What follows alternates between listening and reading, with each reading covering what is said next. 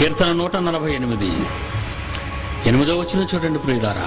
ఇవన్నీ దేవుని ఆయుధాలటండి. ఇవన్నీ మీ దగ్గరే ఉంది. Atom bomb, hydrogen bomb, biological weapon, అయ్యే కదా మీ దగ్గర ఉన్నవి.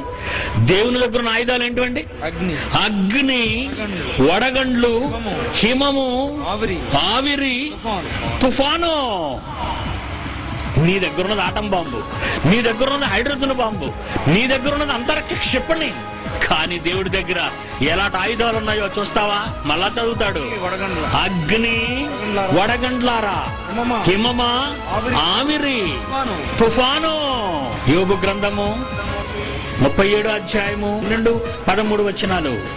ఆయన వలన నడిపింపబడినవై నరులకు నివాస యోగ్యమైన భూగోళము మీద మెరుపులు మేఘములు సంచారము చేస్తాయి. మీకు మేలు చెయ్యటానికి అవే, మీకు కీడు చెయ్యాలన్నా అవే. శిక్ష కొరకే గాని భూలోకము కొరకే గాని కృప చేయుటకే మేలు చేయుటకే గాని ఆయన ఆజ్ఞాపించిన పనిని అవి నెరవేర్చును. ఏంటి? పంచభూతాలు, ప్రకృతి.